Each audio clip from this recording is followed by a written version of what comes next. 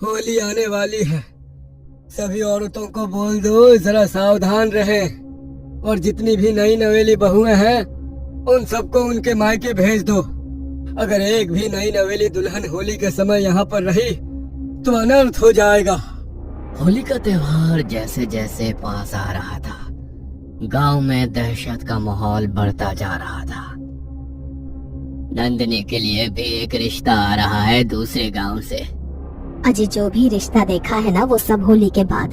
अभी कुछ नहीं करना हमें। अभी तो शादी का नाम लेना भी ना मौत को अपने घर पर दावत देना है। बिल्कुल सही कह रही है ममता। अगले हफ्ते होली है और मैं तो इसी हफ्ते अपनी बहू को भेज रही हूँ उसके मायके। होली बीत जाने के भी एक हफ्ते बाद बुलाऊंगी उसे। एक एक करके गांव की सारी नई नवेली दुल्हन अपने अपने मायके जा रही थी। पूरे गांव में होली के नाम पर डर का माहौल फैलता जा रहा था, जैसे होली नई सुहागनों के लिए किसी अनहोनी का संकेत लेकर आने वाला हो। इसी बीच एक शाम नंदिनी को सुप्रिया का फोन आया। कितने दिनों बाद फोन किया है तूने? कहाँ पर खोई रहती है तू? अपनी सहेली की तुझे याद भी नहीं आती है क्या? अरे यार, ऐसी कोई बात नहीं है, मुझे तेरी बहुत याद आती है, पर तू तो जानती है ना, इतने टाइम से काम की वजह से खुद के लिए भी टाइम नहीं मिल पा रहा था।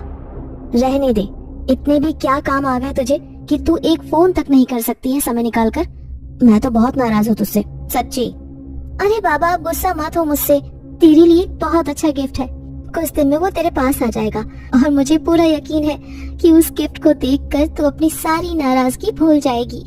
रहने दे बस, कुछ नहीं चाहिए मुझे। बात करते करते सुप्रिया के फोन की बैटरी खत्म हो गई और उसका फोन स्विच ऑफ हो गया। ये लो, अब इसने कॉल भी कट कर दिया। ये लड़की भी ना, और पता नहीं कौन से गिफ्ट भेज रही है मेरे लिए। लेकिन इस बार जो भी हो, मैं किसी गिफ्ट से मानने वाली नहीं। सुप्रिया और गौरव ने भागकर शादी कर ली थी और अपनी पहली होली वे नंदिनी के साथ उसके गांव में मनाना चाहते थे, और यही सुप्रिया का नंदिनी के लिए गिफ्ट था।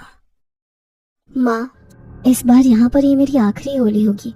उसके बाद तो शादी के कम से कम 5-6 साल तक मैं होली पर यहाँ नहीं आ पाऊंगी। पता नहीं किसका मनहूस साया है वो। कितनी दुल्हनों को उसकी वजह से अपनी जान गंवानी पड़ी। ऐसा बस किसी और के साथ ना हो। तू अब इन चीजों के बारे में ज्यादा बात मत कर। उसका तो नाम लेना भी मनहूसियत को दावत देना है। खाना बन गया है, खा ले।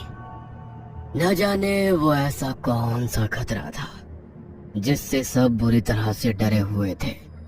अब होली आने में सिर्फ एक दिन बाकी था। सभी गांव वालों ने अपने घर की खिड़कियां और दरवाजे शाम को ही बंद कर लिए, मगर रात के लगभग 8 बजे नंदिनी के घर की डोरबेल बजी। अरे, अब कौन आ गया? होली के समय तो वैसे भी कोई रात को अपने घर से बाहर नहीं निकलता, तो घर पर कौन आया होगा? शायद कमला बहन होगी। पूजा का सामान देना था ना उन्हें। जाकर देख। नंदिनी ने जाकर घर का दरवाजा खोला। सामने सुप्रिया को देखकर वो चौंक पड़ी, क्योंकि सुप्रिया ने अपनी मांग में सिंदूर भरा हुआ था और हाथों में नई दुल्हन का चूड़ा पहना हुआ था। उसके साथ में उनका कॉलेज फ्रेंड गौरव भी था। ये सब देखकर नंदिनी को कुछ समझ में नहीं आया, मगर सुप्रिया को दुल्हन जैसा श्रृंगार किया देखकर नंदिनी के पैरों तले की जमीन खिसक गई और उसका चेहरा डर से पीला पड़ गया। लग गया ना 440 वोट का झटका तुझे? अरे, मैंने और गौरव ने शादी कर ली है। लगा ना जोर का झटका? और हमारी शादी अभी पिछले हफ्ते ही हुई है। सबसे पहले हम तुझसे ही मिलने आए हैं। शादी में तुझे इसलिए नहीं बुला पाए क्योंकि हम दोनों ने भागकर शादी की, लेकिन कोई बात नहीं, अब हम तुझे अपनी शादी की ग्रैंड पार्टी देंगे। अरे क्या हो गया तुम्हें नंदिनी? तुम इस तरह भूत बनकर क्यों खड़ी हो? लगता है तुम्हें बहुत बड़ा शौक लगा है। शौक तो सचमुच तुम दोनों ने मुझे बहुत बड़ा दे दिया है। ये तूने क्या किया सुप्रिया? तुझे ये नहीं करना चाहिए था। क्या मतलब नहीं करना चाहिए था? अरे, मैंने अपने प्यार से शादी कर ली। तू इस चीज को देखकर खुश नहीं है क्या? मैंने तो सोचा कि शादी के बाद पहली होली मैं तेरे साथ तेरे गांव में मनाऊंगी, तभी तो आई हूँ यहाँ पर तुझे सरप्राइज देने के लिए। नहीं, तुझे यहाँ नहीं आना चाहिए था। तूने मुझे पहले क्यों नहीं बताया कि तेरा सरप्राइज ये है? अगर तू मुझे ये पहले बता देती तो मैं तुझे यहाँ कभी आने ही नहीं देती। नंदिनी की बातें सुप्रिया और गौरव को बिल्कुल समझ नहीं आ रही थी। ममता और रामलाल भी दोनों बुरी तरीके से डरे हुए थे और बात को संभालते हुए वो सुप्रिया और गौरव को घर के अंदर ले जाते हैं और उन्हें चाय नाश्ता परोसते हैं। क्या बात है नंदिनी, तू इतना ज्यादा घबरा क्यों रही है? जी, आपको हमारा यहाँ आना अच्छा नहीं लगा क्या? ऐसी कोई बात नहीं है, बस हमारे गांव में ना नई नवेली दुल्हन होली वाले दिन गांव में रह नहीं सकती है। क्या मतलब है गांव में नहीं रह सकती है? कोई दिक्कत है यहाँ पर या फिर कोई रीति रिवाज है ऐसा? बहुत बड़ी दिक्कत है, ऐसी दिक्कत जो सीधा आप दोनों को मौत के मुंह में धकेल सकती है। अरे तू क्या बोले जा रही है, साफ साफ बता ना बात क्या है। बेटा बात ये है कि हमारे गांव में कोई भी नई नवेली दुल्हन होली नहीं मना सकती। अगर कोई भी नई नवेली दुल्हन होली के दिन इस गांव में होती है तो वो उसे नहीं छोड़ती, वो उसे अपने साथ ले जाती है। वो जो सालों से नई नवेली दुल्हनों को अपना शिकार बना रही है, वो प्रेत, वो आत्मा, वो रूपा। अरे आंटी क्या बोल रही हैं आप? आपके कहने का मतलब है कि गांव में भूत है? हंसने की बात नहीं है बेटा, हम दोनों सच कह रहे हैं। तुम दोनों हमारे लिए हमारे बच्चे जैसे हो। हम तुम्हारी सलामती चाहते हैं, इसीलिए तुम्हें शहर वापस जाने को बोल रहे हैं। यहाँ से चले जाओ। सभी लोगों के समझाने पर गौरव और सुप्रिया शहर जाने के लिए राजी हो जाते हैं, मगर वहां से निकलने के लिए जब गौरव अपनी गाड़ी स्टार्ट करने लगता है तो काफी जोर लगाने पर भी गाड़ी स्टार्ट नहीं होती है। अरे यहाँ आसपास कोई मैकेनिक है क्या? पता नहीं गाड़ी को क्या हो गया है, गाड़ी चालू ही नहीं हो रही है। तो आप एक बार उतर कर खुद देखिए ना, क्या पता कोई वायर हिल गया हो।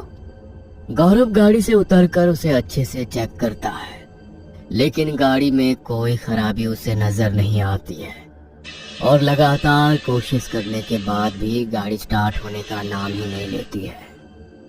भगवान, ये कैसी मुसीबत है। अब इन लोगों की गाड़ी भी खराब हो गई। अब ये लोग होली का दिन शुरू होने से पहले यहाँ से कैसे निकलेंगे? अब तो सुबह ही मैकेनिक इस गाड़ी को ठीक करेगा। यहाँ आसपास कोई मैकेनिक है तो आप ही बुला लीजिए। गाड़ी ठीक होगी तभी तो हम यहाँ से जा पाएंगे। मैं एक मैकेनिक को जानता हूँ, उसके पास फोन करता हूँ। नंदिनी के पापा गांव में काम करने वाले मैकेनिक के पास फोन करते हैं, मगर वो रात के पहर वहां पर आने से साफ इनकार कर देता है। मैकेनिक ने तो आने से साफ मना कर दिया। होली के समय गांव में नई सुहागनों के साथ साथ बाकी लोगों में भी डर फैला हुआ है, इसीलिए कोई अपने घरों से बाहर निकलना नहीं चाहता। यानी कि आज रात हमें यहीं पर रुकना पड़ेगा? हाँ सुप्रिया, लेकिन तुम ज्यादा टेंशन मत लो। सुबह होते ही मैं कुछ जुगाड़ कर लूंगा और फिर हम दोनों यहाँ से निकल जाएंगे। आप सब टेंशन मत लीजिए। गाड़ी ठीक न होने की वजह से अब सुप्रिया और गौरव को नंदिनी के घर पर ही उस रात रुकना पड़ता है।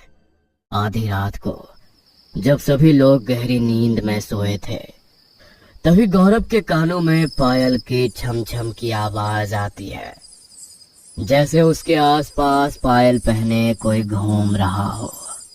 अरे सुप्रिया, क्यों इतनी रात को पायल छनका रही हो?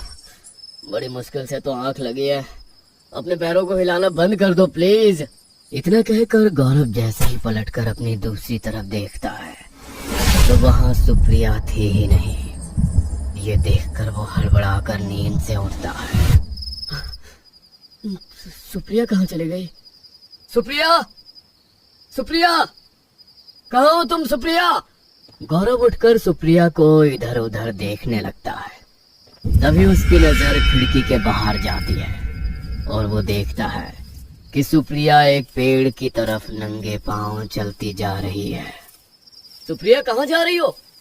रुक जाओ, मेरी बात सुनो। सुप्रिया, सुप्रिया सुनो। गौरव